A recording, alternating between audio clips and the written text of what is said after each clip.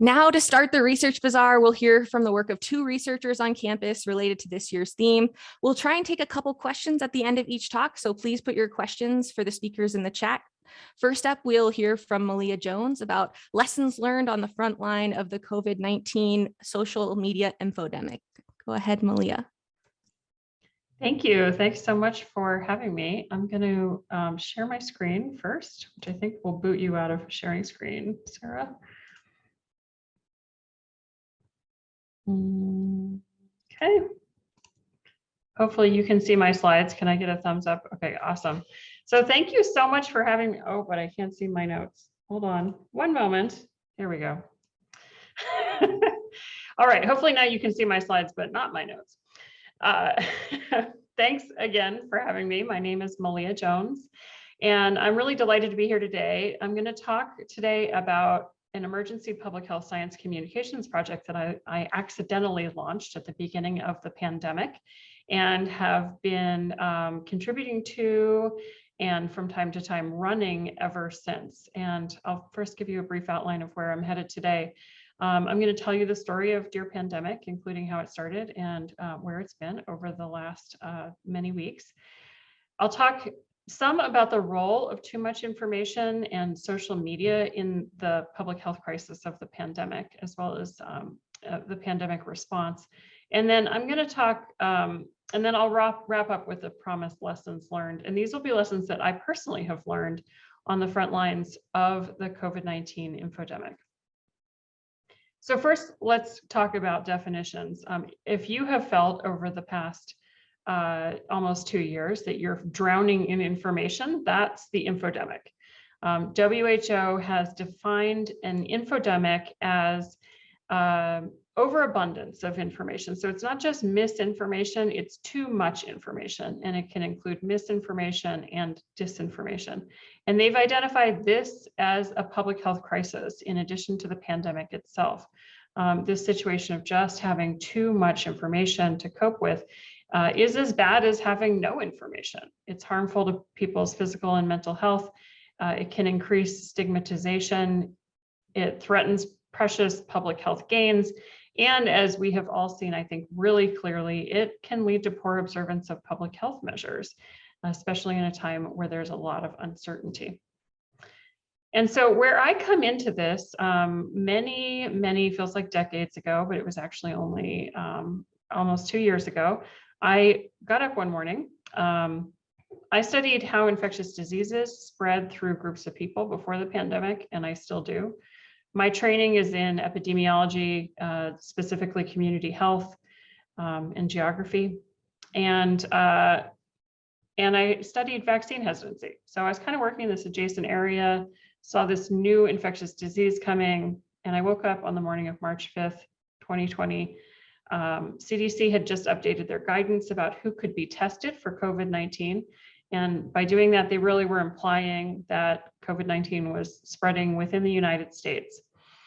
So I expected, for lack of a better term, the shit to hit the fan. And so I woke up and sent this email to my friends and family members.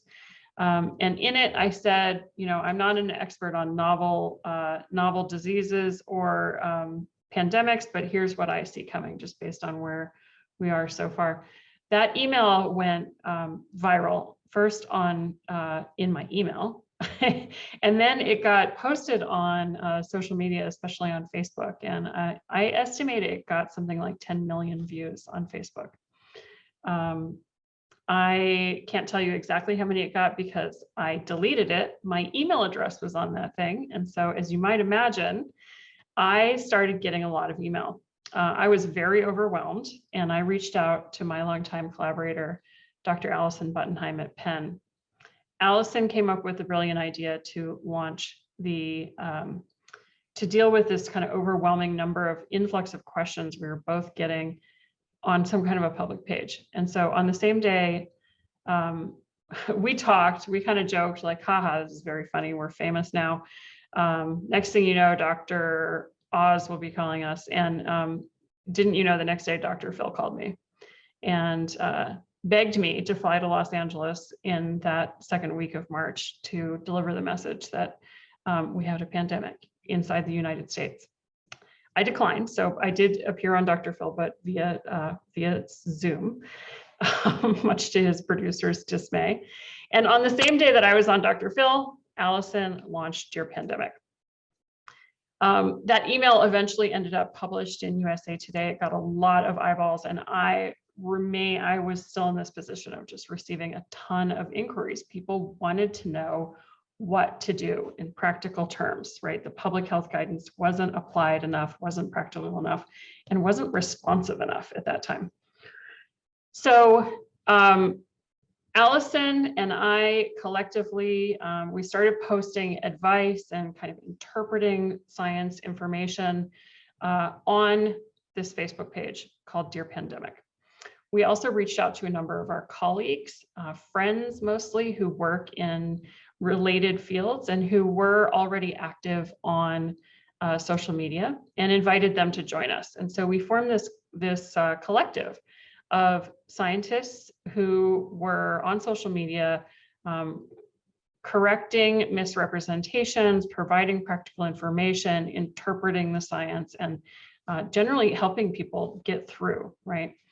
All of us were really committed to this idea that as scientists, we have to stop tolerating and legitimizing health pseudoscience, and really just call it out for what it is, you know, and help people navigate this very overwhelming and confusing amount of information coming. So what happened next? We formed this collaborative. We started posting twice a day on a regular schedule, taking turns to generate content. We developed a website. Eventually, we developed a mission and some aims for our project and grew our team to be a much larger collaborative. So our mission is to educate and empower people to navigate the overwhelming amount of information circulating during the COVID-19 pandemic. So you notice it's not to help people, our mission is not to prevent COVID-19 or end the pandemic. It's actually addressing the infodemic itself. And we really remain committed to that mission today. We do this with two aims. We disseminate trustworthy, comprehensive, and timely scientific content about the pandemic, and we're starting to do not pandemic information to lay audiences. We do it on social media. And then our other aim is to promote media and science literacy and information hygiene practices. So to actually equip our readers to better manage infodemics in their own social networks and to be a trusted source of information themselves. So we do this, what we actually do is we produce between 8 and 14 unique content posts per week. We have been doing that for the last 98 weeks and counting. That's over 2,000 posts so far. We used to do a live Q&A video every week on Facebook. It's a lot of work to produce a video every week, so we stopped doing that over the summer. But we are still available on 8 different channels: Facebook, Instagram, Twitter, LinkedIn, our email newsletter, and website. And we also have a Spanish language channel called Querida Pandemia, which is on Facebook only for now. We're hoping to launch on Twitter in Spanish real soon. And we receive over 250 questions per week from our readers, and we have been all of these weeks. So we have quite the bank of information that tells us what are the questions people have, what are the things that they're not getting from official sources and that they're seeking information about on social media, which is very interesting data. So all along, we have been building this ship while we're flying it, but we've built it really successfully. It seems you know, the audience continues to grow, and there's been a lot of interest. So just a few stats for the numbers people. We have on our team 26 doctoral degrees and too many other degrees to even count in at least 10 different disciplines, including clinicians, economists, demographers, epidemiologists, and many more. Between us, we are all women. Many of us are moms. We have 33 children between us. And we have achieved this through thousands upon thousands of hours of donated time. This is not officially part of any of our job. And so we really do this basically for free still. And one of our missions for this coming year is to figure out how to make it a funded project so that we can continue doing it. We've also done over 700 news media appearances. I've had 2 high-profile ones in the last 2 days myself, one of which I am quoted as saying that the vaccine uptake rate among children is a dumpster fire, and that the FDA's most recent move to rush the under 5 vaccines forward for Pfizer is throwing gasoline on the dumpster fire. So that's fun. We have tens of thousands of followers across all of these different channels, including, probably most importantly, our 8,000 Substack subscribers who get a twice weekly email from us. 1 in 40 of those give us between $1 and $5 a month. And that funding is what keeps the lights on, what keeps our Slack workspace operational, and what pays, for example, the Spanish language translators who create the Spanish content. So often when I'm talking about Dear Pandemic, the question I get asked is, but aren't you really preaching to the choir? I mean, who follows Dear Pandemic? It's people who already want to follow public health guidance, right? And that is absolutely true. We've surveyed our readers, and they are people very much like us, the contributors to Dear Pandemic. They're very largely women who have professional jobs or are in the healthcare industry or public health.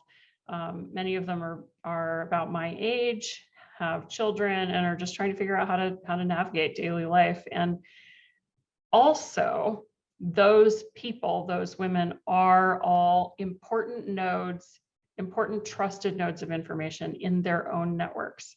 And so I really believe that the service we really have, that we're really providing in the Infodemic, is that we create content that all of those women share.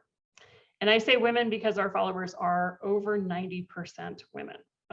There's been a lot of talk about the gender differences in how the pandemic has played out in our daily lives. And one of the real differences we see is that it's largely women who are tasked with all of the mental load of figuring out how to behave, how do we keep the kids safe, exactly what are we supposed to do next during the pandemic. And so we'll turn to that question again in just a moment.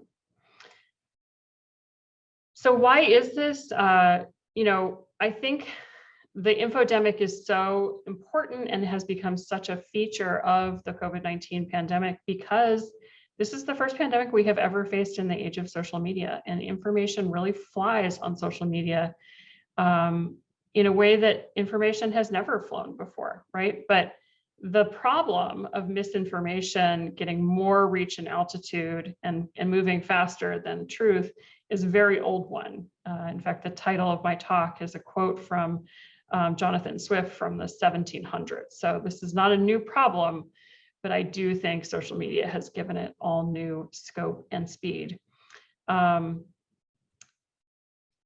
So I think what's happening is that, for one, the algorithms of social media engines actually respond better to the altitude of flight itself than to anything about quality. And this is just a real fundamental problem with social media as a news, as an information source. And it's one that I don't see us getting rid of anytime soon. So what do people ask us in general? We can assess the categories of information people come to us for. The first is risk assessment help. People just want us to figure out how risky is this situation? What are my risks? How do I think about them? The second is to help people apply general guidance to their specific situation. So as it turns out, it's one thing to tell people that you should wear a mask, but it's quite another thing to be a mom who is sending a 6-year-old to school and wants to know which mask to purchase today, right? Those are two sort of different problems, and there's a big gap between them. And so people are often asking us to help apply general guidance to their situation. And then people ask us a lot about special literacies, science literacy, things they don't understand in the news, numeracy, and then media literacy also. How do you tell when you're getting bad information? And then finally, we get a lot of questions about help, asking for help dealing with uncertainty. And often this is a mental health challenge. Uncertainty is really hard to cope with psychologically. It brings up a lot of negative emotions and fear in particular. And so we're often asked for help with those issues. So I will briefly talk about this analysis that we have done on the contents of the question box. So we invite our readers to put their questions into this very, very simple Google form where they can just enter their first name, their general location, and their question. And we've done an analysis on one whole year's worth of those submissions. It's almost 4,000 questions that we got in the question box. And we classed them into 6 themes and 25 topics using natural language processing. And then we looked at the frequency trends in those themes and topics over time. And I'll just give you an example of how this looks. So one of the topics is about vaccine dose and timing. And the vaccine dose and timing topic has 20 most highly associated words. And those, as you can see, are things like dose, first, second, shot, Pfizer, Moderna, and so on. And here's an example submission. The person actually asked, the vaccine is supposed to be effective for 6 months. Is that 6 months from the first shot, the second shot, or from the 2 weeks after the second shot, right? And when we look at these trends over time, we can really clearly see that people are responding to new information and seeking guidance about the specifics of the new information coming out and how it applies to them, how to apply the new information. So here's that one I just showed you. And you can see that right around the time when the vaccines first became available to the general public, the frequency of those questions the questions in this theme and topic went way up. And then they dipped down a little bit and went back up again as the booster discussion started rolling out. So what I take away from this analysis is that there is a real need for someone to be on social media, interpreting the official guidance as it comes out and helping people navigate that gap between general guidance, like what CDC or local public health departments produce, and the everyday applications to our actual lives. So as promised, some lessons. These are the things that I have learned that have surprised me doing this work over the past 2 years. The first is that Brandolini's law, I think, really grossly underestimates the problem of bullshit on social media. Brandolini's law, for those of you who aren't familiar with it, says it's kind of an internet adage, and it says the amount of energy needed to refute bullshit is an order of magnitude larger than to produce it. And I'm here to tell you it's a lot more than 1 order of magnitude larger. There is no stopping the misinformation once they go out. And sometimes when I find it personally very interesting to try and dig to the bottom of the misinformation hole and find what was the thing, where did this come from? What was the original thought or often lie that sparked this particular piece of misinformation? And a lot of times when I get to the bottom of the story, somebody just made it up. It takes almost no effort to create misinformation, and we will never get rid of it. Some of these things will be around forever. We'll be still talking about these misinformation, these little nuggets of misinformation in 20 years about other vaccines. My second takeaway is that false dichotomies are just such a problem. They are the biggest single challenge of communicating risk and communicating pandemic information and really any kind of health information on social media. Many people, in fact, most people in my experience, want things and believe things are black and white. Vaccines either work or they don't work. Masks either work or they don't work. COVID will kill you or it won't kill you, and there's just no in between. And so it's really hard to get people to see that there's a lot of in between. There's a lot of in between a pandemic and an endemic disease. That's the one I'm getting a lot right now. I talked about this one. Many people struggle to apply general guidance to their specific situation. And to me, this just speaks of a real ongoing need for the kind of work that we're doing in all aspects of health communication. Another one, and this is not news to anyone, but it's been so clearly highlighted to me that I had to put it on this list. People are not at all rational. We believe we're rational, but we really aren't. And especially in the face of uncertainty, emotions are much more important than information, than rational calculations. And social media really exploits our most basic instincts for personal connections in a way that I think is very underexplored. I think there's a lot of scientific work to be done here. Most public health behavior models assume that we are fundamentally rational creatures. And this is really a major limitation of public health broadly, I think. And finally, my biggest takeaway of all is that what I have learned is that trust is more important than truth when you're communicating risk and communicating health information. And so it's so critical to build trust first.